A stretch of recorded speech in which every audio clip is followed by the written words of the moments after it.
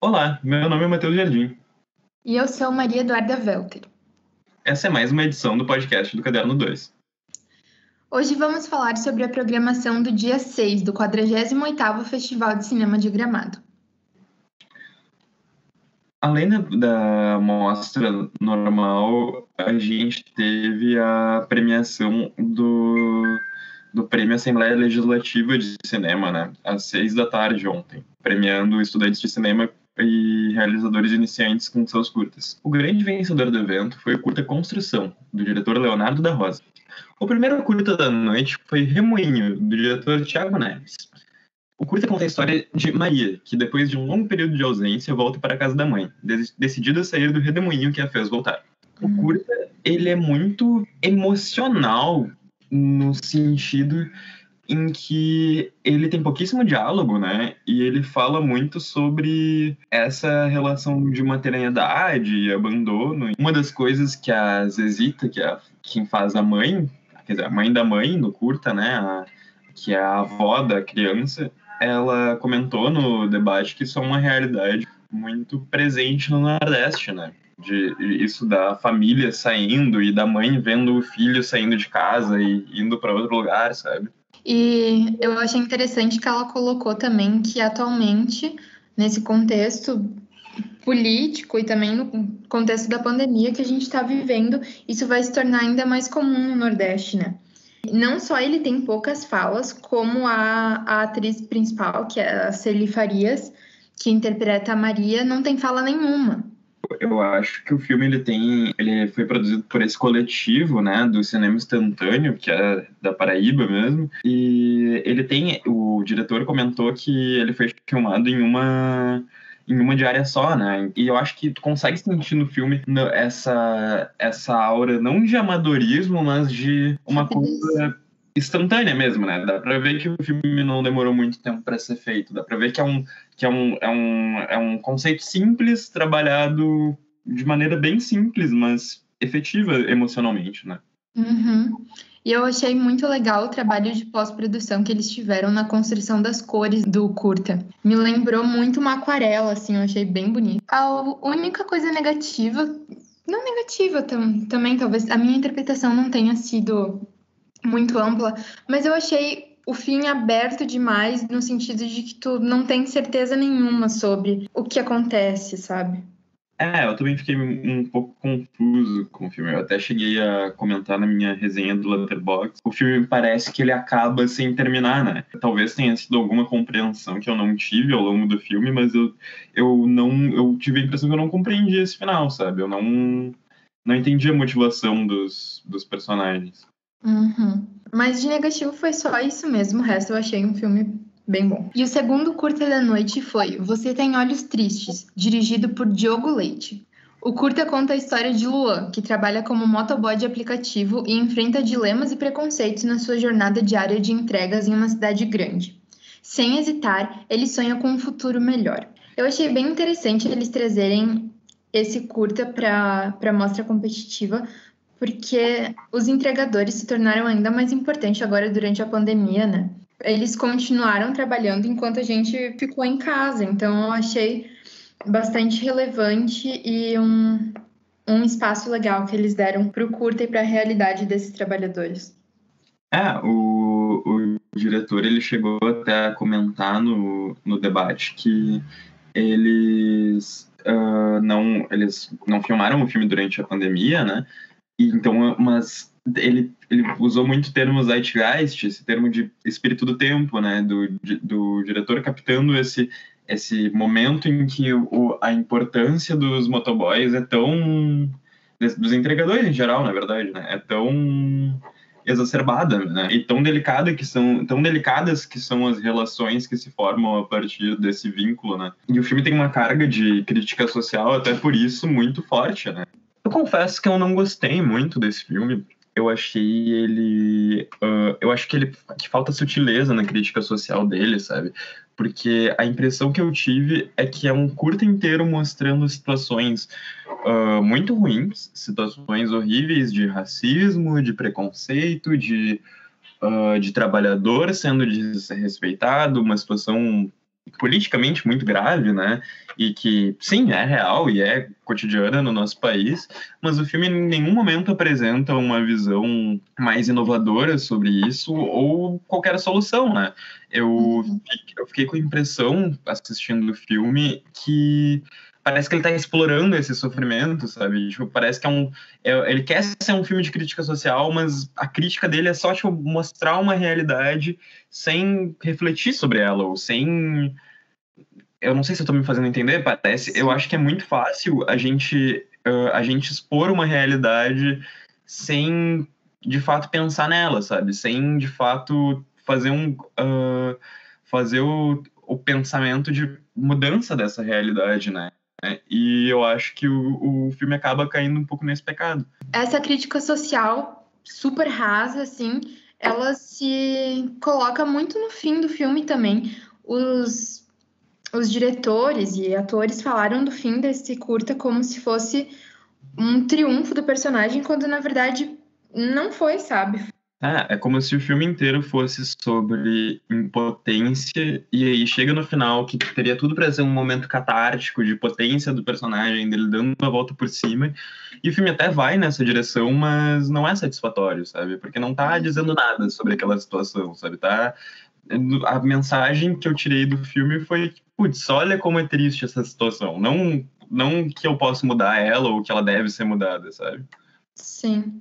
Ele tinha um potencial absurdo assim no início, tanto que o primeiro diálogo ele é ótimo. A primeira atriz que aparece contracenando com o ator principal é muito boa também, mas eles seguem um caminho assim que não curti.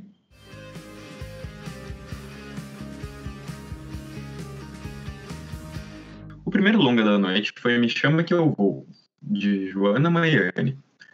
Me Chama Que Eu Vou é um documentário que conta toda a trajetória da grande carreira musical de Sidney Magal. Através de depoimentos e recortes que mostram os momentos mais significativos da vida do cantor, acompanhamos a trajetória dos 50 anos da carreira do músico, dançarino, dublador e ator que encanta o Brasil. Eu achei muito legal a diferenciação que eles fazem nesse documentário do Sidney Magalhães e do Sidney Magal, né? Sim. Como se o Sidney Magal fosse um personagem do próprio Sidney Magalhães. E eu achei muito massa como eles constroem o documentário muito em cima disso, né? Eu achei, certamente foi o meu favorito da noite, principalmente porque é um documentário muito divertido, né? Talvez ele cometa o pecado, ou não o pecado, mas ele acabe sendo um documentário um pouco mais chapa branca, no sentido de ele foi produzido, a diretora é amiga pessoal do Sidney Magal, e enfim, esses documentários sobre a vida e a biografia de celebridades geralmente não entram em muitas polêmicas, né?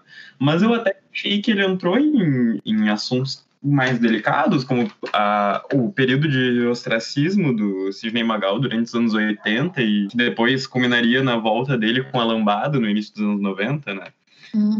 E eu achei muito interessante as colocações do próprio Sidney Magal sobre essa taxação de brega que fizeram em cima dele durante boa parte da carreira dele, que existe até hoje, na verdade, né?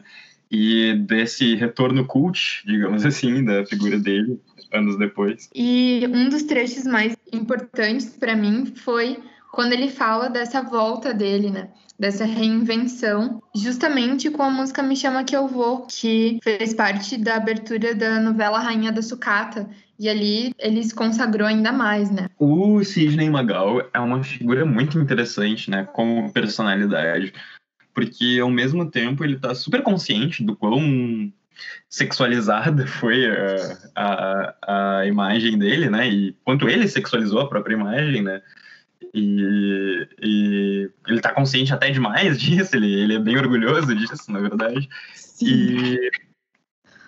E eu acho isso interessante a gente avaliar como envelhece um ícone sexual, né? E não sei, pelo menos pra mim, me parece que ele é muito bem resolvido com essas questões de envelhecimento e, sabe, e decadência, por assim dizer, que geralmente é uma questão na vida de artistas, principalmente os mais populares, né?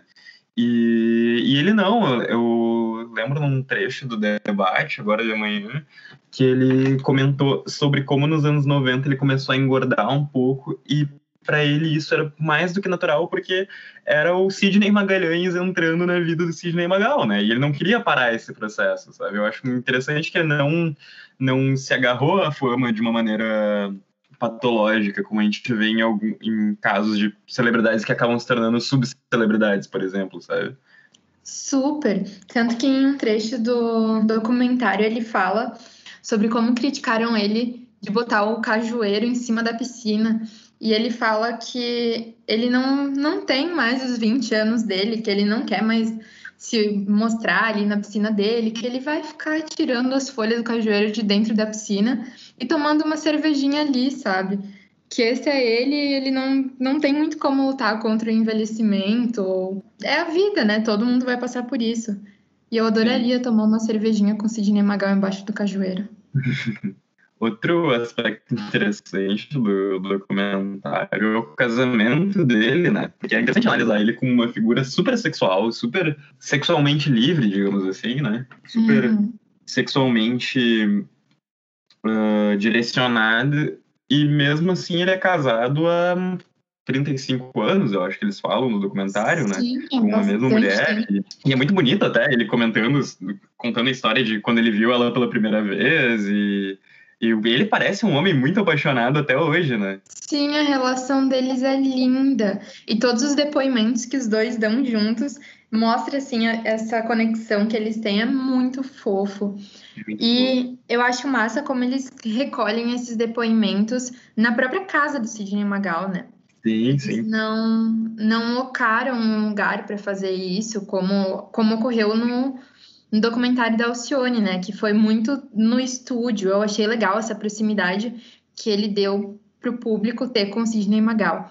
Por falar na casa do Sidney Magal, uma coisa que eu fiquei muito chocada é que a estética do interior da casa é absurdamente a estética do Sidney Magal personagem, porque é o oposto de minimalista.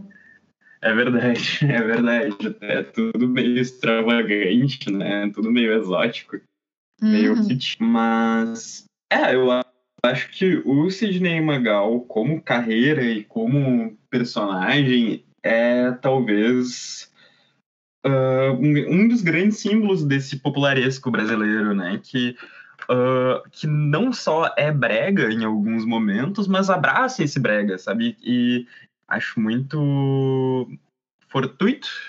Não sei se eu já tinha usado essa palavra alguma vez na minha vida antes, mas eu acho que é muito fortuito que a gente vive em uma época em que pode ser feito um documentário que a gente pode avaliar com certa profundidade artística um artista que nem sempre foi avaliado assim, né? Um artista que já foi muito subestimado pela crítica e pelo público em geral, principalmente pelo público mais selecionado, digamos assim.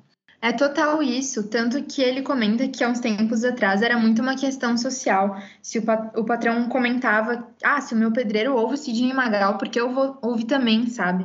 Eu acho que isso é uma coisa que vem se desconstruindo bastante, que essa música popular, ela tomou um lugar no gosto do brasileiro que não tá mais tão atrelado a questões socioeconômicas. Eu acho que as pessoas estão menos caretas nesse sentido, né? A gente não... Eu acho que, por mais que ainda exista muito conservadorismo artístico e em outros sentidos a gente não precisa nem falar sobre no nosso país, mas eu acho que as pessoas elas tendem a colocar menos as coisas em caixinhas agora, sabe? Tipo, isso é música popular, isso é música erudita, isso, sabe? Eu acho que em 2020 Sidney Magal seria menos julgado, sabe? Sim. Não que não exista julgamento, mas eu acho que se hoje o espaço das artes consegue ser mais plural e mais aberto, muito em parte é por causa de figuras como Sidney Magal, que foram polêmicas no seu tempo e ao seu modo, sabe? Sim, ele foi um precursor para que hoje isso fosse mais normalizado e entrasse no gosto, né? Até porque, por mais que ele fosse uma figura hiper masculina, digamos assim, né? Não no sentido de sempre estar falando e cantando sobre mulheres e ser um amante latino e um conquistador, ele também era uma figura andrógena, né? Ele também era uma figura que dialogava com o sexo feminino em si próprio, né? Ele se vestia de uma maneira completamente extravagante e completamente fora dos padrões da época. Ele dançava de uma maneira que não era comum que homens dançassem, né? E até hoje, de certa forma, não é comum que homens dancem. O filho dele fala muito disso também, né, nos depoimentos que ele dá. E eu acho que isso traz ainda mais uma pessoalidade pro documentário. Foi a participação do filho, como ele enxerga isso. Ele foi um dos coprodutores do documentário. Eu achei bem importante para a construção da obra. É um documentário bem íntimo nesse sentido, né? Dá pra ver que a diretora falou hoje no debate que ela é amiga pessoal do Sidney, né? Mas daria pra ver isso no documentário facilmente sem ela ter falado, sabe? Porque é um documentário muito íntimo mesmo. Talvez esse seja o grande diferencial desse documentário em relação a outros sobre músicos brasileiros, né?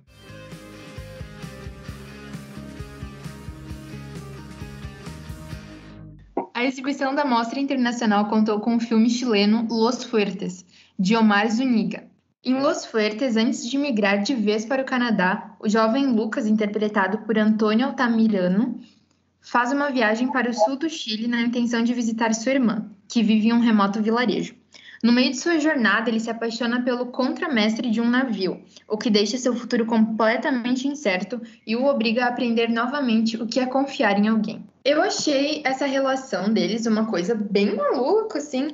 Dá pra ver desde a primeira cena em que eles interagem, que tem uma tensão sexual muito forte no ar. E eles constroem essa relação de uma maneira super rápida, assim. O que não é um erro, na verdade, eu gosto de relações rápidas.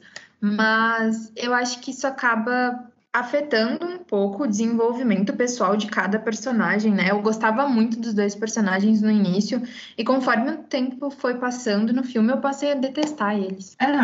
O filme me lembrou muito, por motivos óbvios, o Me Chame Pelo Seu Nome, do Luca Guadagnino, né? Que estreou alguns anos atrás, fez certo sucesso. Mas ele é um filme muito latino-americano, no sentido de que ele está dialogando também sobre a existência na América Latina, né? Como LGBT, digamos assim, ou é como LGBTQI+. Ele tem essas tomadas e esses planos naquele monumento, com aquela reencenação histórica, e eu acho que ele está querendo dialogar um pouco sobre esse passado da América Latina com o futuro dos personagens juntos ou separados, e a ida do protagonista para o Canadá. E ele tem um quê um pouco decolonial nesse sentido, né? Mas, de fato, eu achei um filme um pouco cansativo, assim. Eu gostei, eu achei um filme muito sensível no modo como ele trata o relacionamento entre os dois, mas eu não sei, até comentei na minha crítica do Letterboxd que eu acho que eu cortaria alguns minutos, ou, sei lá, uns 15 minutos do filme, pelo menos, porque eu me vi perdendo a atenção muito rapidamente vendo o filme. Assim. Tanto que hoje no debate eles comentaram que esse longa era um curta, né? Que eles desenvolveram ele para virar um longa-metragem. Às vezes eu acho que talvez como curta ele fizesse mais sentido, porque essa relação deles já é uma coisa super rápida, então não precisava passar por todas essas partes que passou no longa, sabe? Ele acabou sendo muito repetitivo, sendo que a relação deles já teve um desenvolvimento ali que já estava pronto, sabe? Pois é.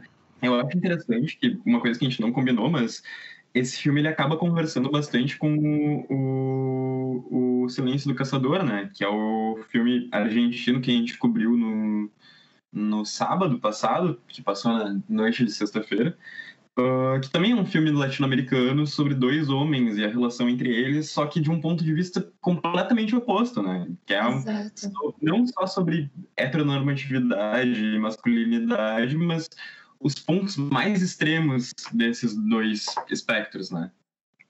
Sim.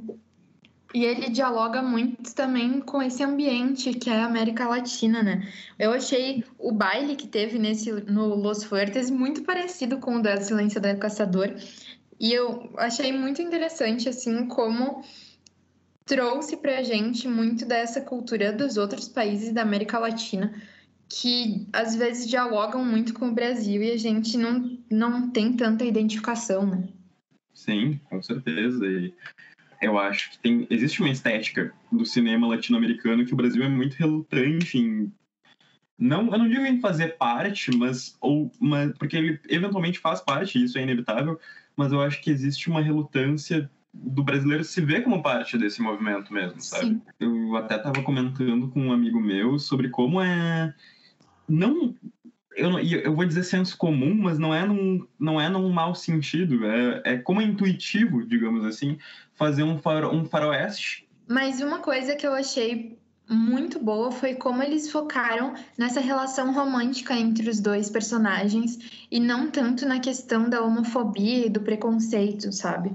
Eu acho que é uma coisa que falta um pouco no cinema latino-americano e no cinema no geral, que é tratar de relações que não são heterossexuais de maneira romântica e bonita, sabe? Sim, Nem tudo é preconceito, que a relação ali entre os dois, ela é de amor. o Roger Lerina até comentou hoje no debate sobre Uma Mulher Fantástica, né, que ganhou melhor filme estrangeiro no Oscar em 2018, se eu não me engano, que é um filme chileno com temática queer, né, a história de uma mulher trans, com uma atriz trans, né, meu Deus, eu vou lembrar o nome dela, a Daniela Vega. Sim, eu acho importante como essas temáticas vêm ocupando mais o espaço no cinema e normalizando isso que já devia estar normalizado há séculos.